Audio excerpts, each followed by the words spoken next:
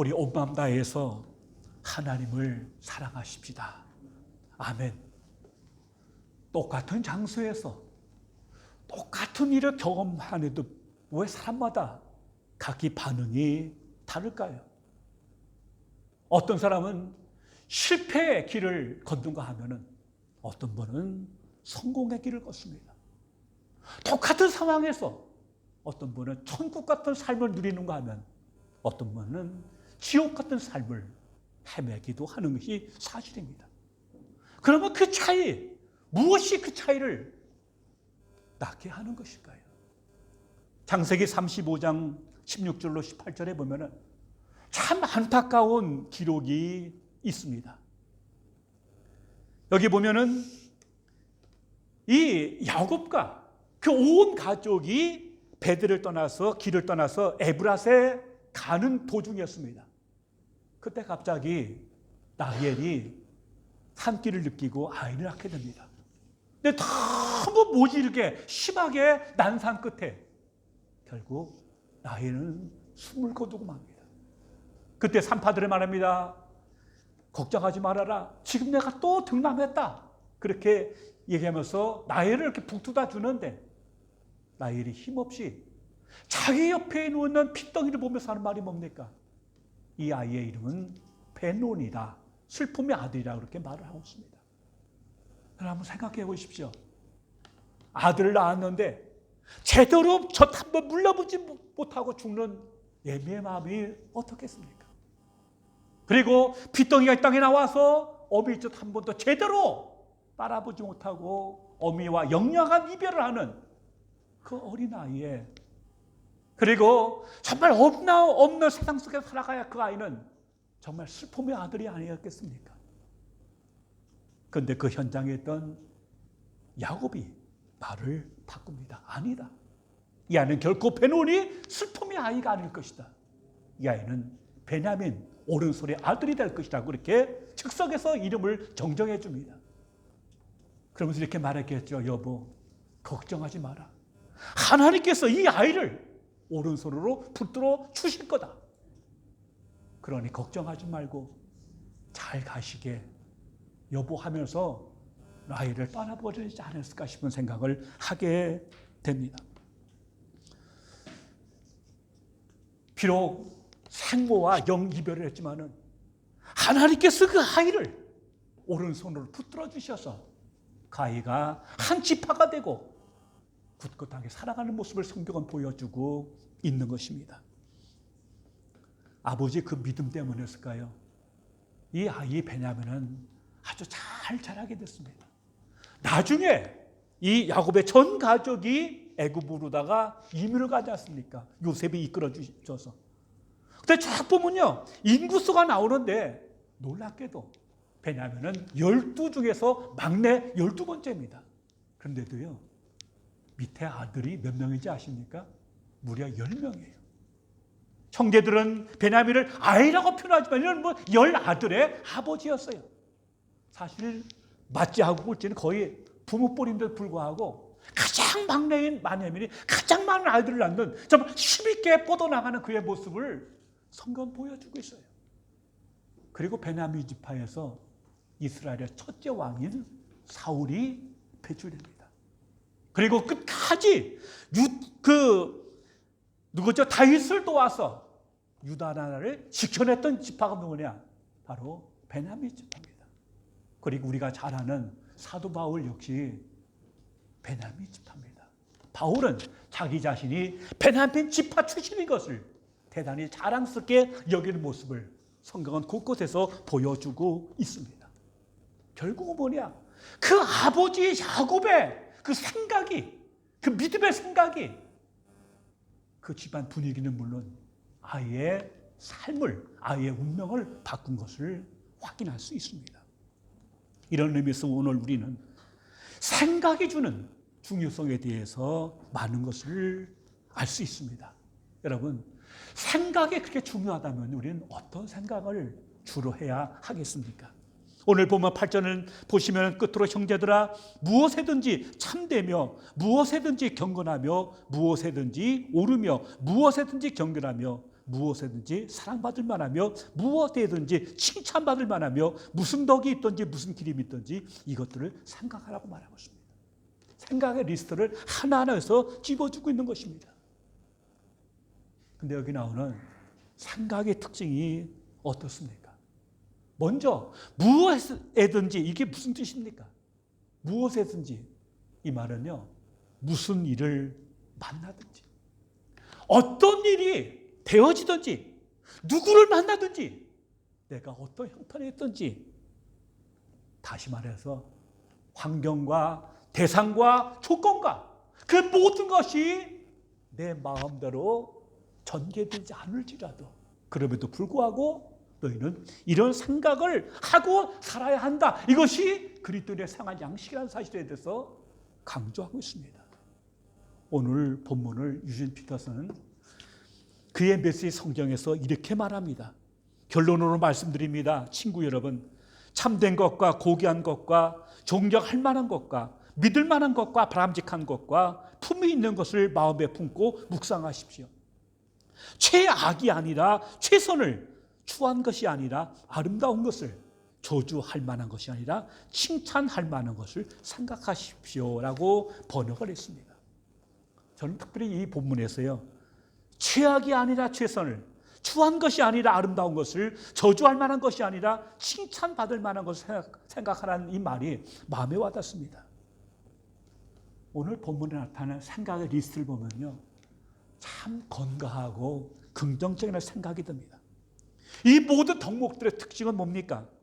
인생의 적극적인 면을 다룬다고 하는 사실입니다. 다시 말씀드리면 적극적인 믿음의 생각을 한다는 것입니다. 왜 그렇습니까? 만일 우리의 생각이 부정적이면은 꼭 막연한 놈은 우리의 생각에 부정적인 곳에 뿌리를 내리고 거기에 털을 마련하기 때문입니다. 그래서 마귀는 우리의 생각에 어둡고 침침하고 음습하고 부정적인 곳에 자신의 견고한 털을 구축하게 마련입니다. 항상 곰팡이가 습한 곳에 스며들고 생겨나는 것처럼 항상 마귀는 놈은 불의하고 시기, 질투와 어둠과 부정한 그러한 곳에 거하기를 좋아합니다. 그곳에 뿌리를 내리고 차츰차츰 그 털을 넓혀가는 것, 이게 마귀의 전략인 것을 볼 수 있습니다. 여러분, 우린 그러하기 때문에 우리의 생각이 그토록 중요하다고 계속 강조하고 있는 것입니다. 왜 그렇습니까? 생각이 뭘로 되죠? 말이 됩니다. 말은 곧 행동을 낳게 마련합니다. 행동이 거듭되면 뭐가 되죠? 습관이 됩니다.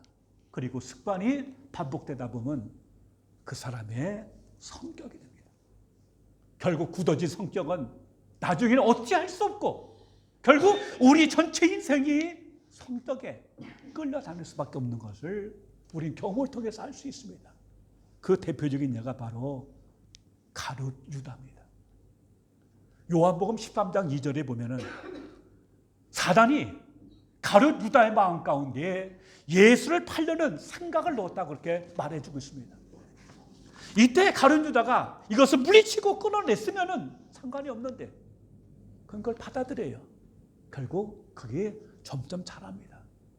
그것을 끊어내지 못하고 그것을 거부하지 못할 때 결국 13장 27절에 보면 사단이 그 속에 쑥 들어가서 결국 그는 은 30을 받고 3년 동안 동고동락하며 따라했던 스승 예수님을 결국 팔아먹게 되고 마는 것이죠. 나중에 가룟 유다는 전체 되어지는 이 진행과 분위기가 자기 생각대로 가지 않으니까 크게 후회를 합니다. 그러면서 뒤늦게 돈을 갖다 주면서 내가 무지한 피를 팔았다고 하니까 그 사람들이 그걸 받아줍니까? 우린 모른다. 네 마음대로 해라. 네가 당하라. 결국 그러니까 어떡합니까? 돈을 성전에 던져버리고 밖에 나가서 목을 메고 죽는 참 비참한 일을 가져온 것을 알 수 있습니다. 여러분, 가룟 유다의 비극은 뭐냐? 그 생각 속에 악하고 좋지 않은 생각이 왔을 때 그것을 쫓아내지 못한 것, 그것이 결국 큰 화를 불러온 것을 알 수 있습니다. 여러분, 만약 여러분의 담장 안으로 누군가가 쓰레기를 버린다면 어떡하겠어요? 아멘 할렐루야하고 환영하겠습니까? 아무리 예수 믿어도 그건 용납이 안 되죠. 다투고 논쟁해서라도 싸워서라도 잘못된 걸 끊어내야죠. 그렇지 않습니까? 마찬가지로 우리 마음의 정혼도 똑같습니다.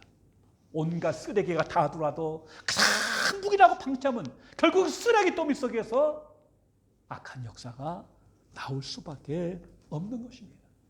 그러므로 성경은 무릇 지킬 만한 것보다 더욱 내 마음을 지키라고 말하고 있습니다. 유진 피터스는 이 구절을 두 눈을 부릅떠라. 그리고 네 마음을 지키라. 마음은 생명의 근원이다. 그렇게 번역하고 있습니다. 그토록 우리의 생각, 우리의 마음이 중요하다는 말이 있습니다. 그렇다면 여러분, 우리가 어떻게 해야 그런 적극적인 믿음의 생각을 가지고 살아갈 수 있겠습니까? 사실 창세기 6장 5절에 보면요, 하나님께서 인간을 가만히 살펴보시니까 유감스럽게도 그 모든 마음의 생각과 계획이 모두 악하다고 말씀하고 있습니다. 그래서 하나님께서는 인간 지으셨음을 한탄하시고 마음에 근심하셨다고 말씀하고 있습니다. 이게 바로 뭐냐? 우리 인간 실존의 현주소입니다. 우리 속에 나오는 것들은 정말 부정적이고 한종이 훨씬 많아요. 이게 우리의 현재, 어떻게 하면 우리가 이런 현실 속에서 지속적으로 믿음의 생각과 믿음의 마음을 지키면서 인생을 살아갈 수가 있겠습니까? 우리 힘만으로는 안 됩니다. 이로부터 부어주신 주의 은혜를 입을 때 여하튼 축복이 가능한 줄로 믿습니다. 첫째는 우리에게 근본적인 사고의 전환, 존재의 변화가 있어야 합니다. 다시 말씀드리면 우리가 바른 생각, 바른 삶을 살기 위해서는 우리의 존재가, 우리의 근원이 거듭나고 새로워져야 한다는 얘기입니다. 여러분, 예수 믿는다는 게 뭡니까? 단순하게 착한 마음, 착하게 산다는 게 아니지 않습니까? 골로새서 1장은 이렇게 말합니다. 하나님께서 그가 우리를 흑암의 권세에서 사랑하시는 아들의 나라로 옮겼다고 말씀하고 있어요.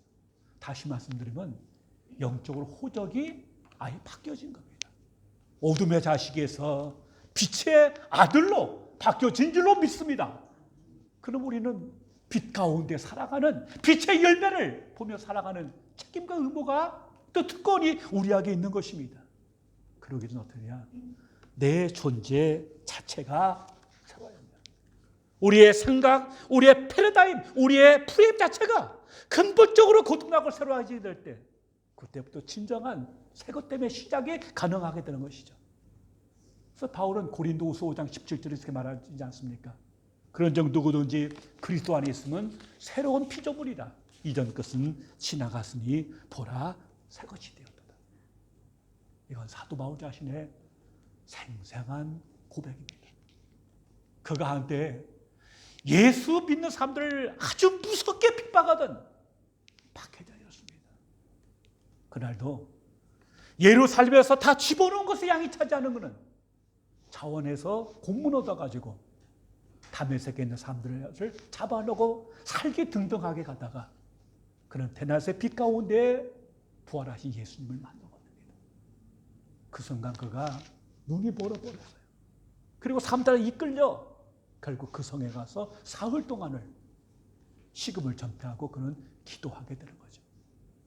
그때 아나니아가 예수님의 부름을 받고 사울한테 가서 그에게 안수합니다. 그때 어떤 일이 일어납니까? 그의 눈에서 비늘 같은 것이 벗겨지고 그가 보게 됐다고 말씀하고 있습니다. 비늘 같은 것이 벗겨졌다는 말이 뭡니까?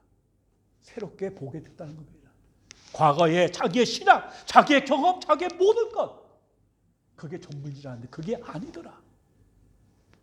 그때 그는 비늘 같은 것이 벗겨지면서 새로운 가치관, 새로운 인생관, 새로운 인생의 의미와 목표를 가지고 사는 첫 역사가 이루어지게 됐고, 이때부터 그의 삶은 새롭게 된 것을 성경은 말씀하고 있습니다. 둘째, 끊임없이 예수 그리스도를 바라봐야 합니다. 오늘 본문 9절에서 바울은 이렇게 말합니다. 너희는 내게 배우고 받고 듣고 본 바를 행하라고 말씀하고 있습니다. 이는 바울이 예수님 만나고 이후 평생을 그의 소원은 뭐냐? 예수 그리스도를 따라 그를 바라보며 그의 길을 따라가는 것이었습니다. 그러니 그렇게 고백합니다. 내가 그리스도를 본받은 것처럼 너희도 나를 본받. 참 목사로서요, 부러워야 그런 말을 할 수 있는 것이. 얼마나 자신 있으면 그런 말을 할까요? 내가 예수님 본받는 것처럼 너희도 나를 본받아라. 참 대단한 말씀입니다. 그게 그냥 하는 말이 아니지 않습니까? 바울은 말합니다. 내게 사는 것이 그리스도니 죽는 것도 유익하다. 나는 사나 죽으나 내 몸에서 그리스도가 존귀케 되기를 바란다고 말씀을 하고 있습니다. 여러분, 예수 믿는다는 것은요, 주님을 바라보는 것을 의미합니다. 그래서 히브리서 12장 2절은 믿음의 주여 또 온전하게 하시는 이는 예수를 바라보자고 이렇게 말씀을 하고 있습니다. 바라보는 게 왜 중요합니까? 큰 바위 얼굴의 이야기처럼 우리가 어떤 것을 고토히 바라보면요, 내가 그에게로 가든지 그 대상이 내게로 와서 둘 사이에 동일시 닮은 역사가 이루어지게 됩니다. 그래서 여러분, 부부가 뭐라고 합니까? 닮았다고 하지 않습니까? 닮았어요. 왜? 평생 같이 살다 보니까 그의 모양까지도 비슷해지고 달라지는 모습을 우리가 볼 수가 있습니다. 그 때문에 이렇게 주님을 바라본다는 것은 우리의 삶이 참으로 우리 속에 예수 그리스도의 형상이 이루어지는 복된 삶을 말해주고 있는 것입니다. 사도 바울은 평생 잊을 수 없는 두 사람이 있습니다. 첫째는 그가 다메섹 도상에서 만난 부활하신 예수 그리스도십니다. 사오라 사오라 왜 내가 나를 핍박하느냐? 주여 누구십니까? 나는 네가 핍박하는 예수다. 그때부터 바울은 예수님께 붙들려서 내 평생에 주님만 바라보는 주바라기의 삶을 살아왔습니다. 또 하나 잊지 못할 사람이 한 명 있죠. 그가 누굴까요? 바로 스데반 집사입니다. 스데반 집사는 자기가 주동이 돼서 자기가 죽여버린 하나님의 사람이었습니다. 그런데 바울이 정말 잊을 수 없는 것은 살벌한 분위기 속에서 금방 돌아맞아 죽기 직전에 스데반 집사의 얼굴입니다. 성경은 이렇게 말해요. 사도행전 6장 15절입니다. 공회 중에 있는 사람들이 다 스데반을 주목하여 보니 그 얼굴이 천사의 얼굴과 같더라. 한번 보여주시죠. 제가 이 다음에 한번 보여드릴게요. 제가 터키에 에페소 고고학 박물관을 갔더니 거기 스데반 집사의 동상이 있더라고요. 제가 찍어왔는데 한번 보십시오. 어떻게 생겼는지 사도월이. 스데반이에요. 여러분 한번 생각해 보십시오. 지금 붙들려 왔어요. 살벌해요.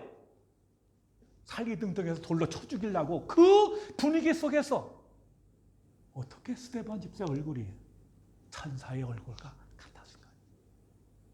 아마도 사울은 그 모습을 한번 탁 지키고 나서는 아무리 잊으려고 해도 머리 흔들어도 그 천사 같은 그의 얼굴이 잊혀지지 않았을 겁니다.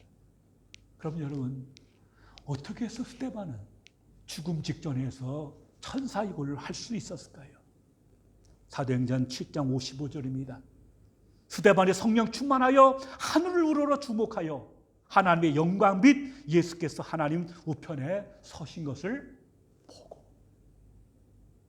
스데반 집사가 그 죽음 앞에서 그가 천사의 골을 할 수 있었던 것은 그가 하늘을 주목해 보고 하나님의 영광과 예수께서 하나님 앞에 서신 것을 보았기 때문에 그게 가능한 줄로 믿습니다. 그때만 봤겠습니까? 계속 그는 주님을 바라보면서 사모하면서 그의 길을 걸어왔기 때문에 그 엄숙한 그 무서운 자리에서도 조금 더 흔들리지 않고 그 얼굴이 천사와 같았다는 것을 우리는 알 수가 있습니다. 여러분 무엇을 주로 보고 계십니까? 무엇을 주로 많이 생각하십니까? 우리 그리스도인은 이렇게 주님을 더 바라보면서 더욱더 주님께 가까이 나가야 될 줄로 믿습니다. 셋째로, 그러한 적극적인 믿음의 생각은 날마다 그 말씀을 실천하는 데서 더 깊이 새겨질 수 있습니다. 오늘 구절은 말합니다. 너희는 내게 배우고 받고 듣고 본 바를 행하라고 했습니다. 왜 그렇습니까? 여러분, 생각만 갖고는요 그냥 스쳐 지나가고 말합니다. 깊은 변화가 이루어지지 않습니다. 정말 깊은 변화는 그 생각을 우리가 실천할 때, 삶으로 적용할 때 그것은 실천될 뿐만 아니라 더 깊이 깨달아질 뿐만 아니라 그 생각이 더욱더 우리의 신비에, 마음의 비석에 더 깊게 새겨지는 줄로 믿습니다.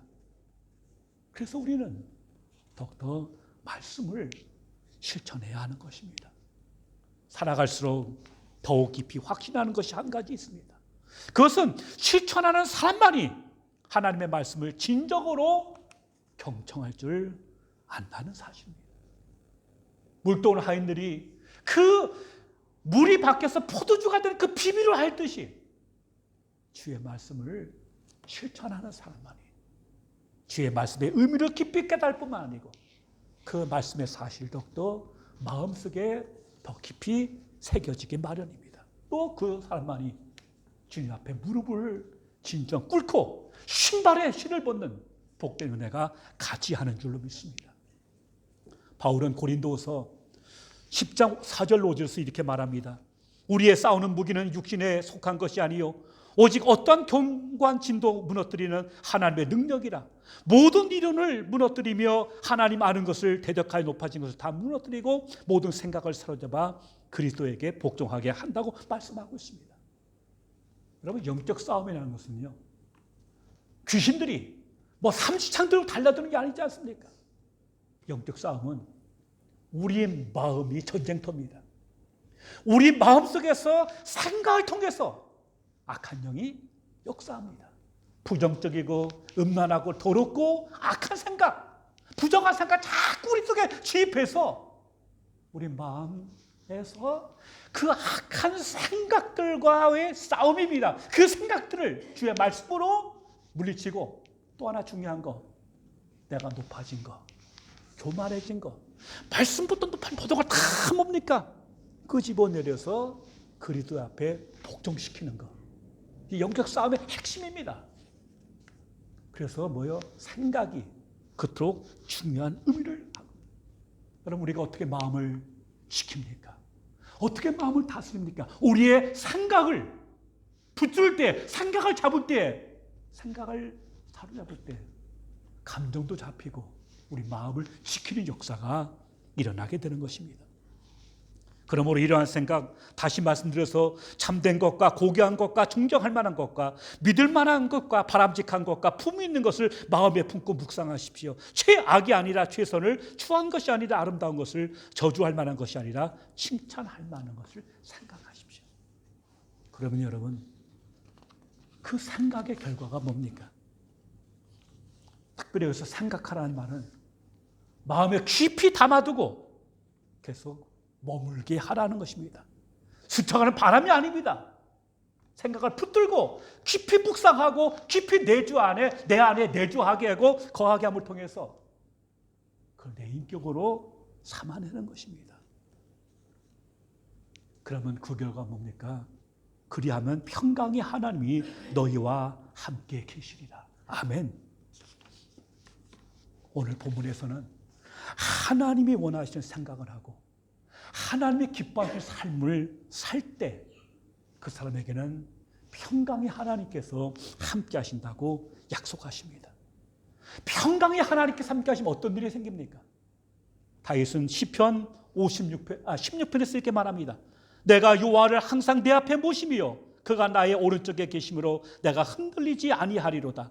이러므로 나의 마음이 기쁘고 나의 영도 즐거워하며 주께서 생명의 길을 내게 보이시리니 주의 앞에는 충만한 기쁨이 있고 주의 오른쪽에는 영원한 즐거움이 있나요?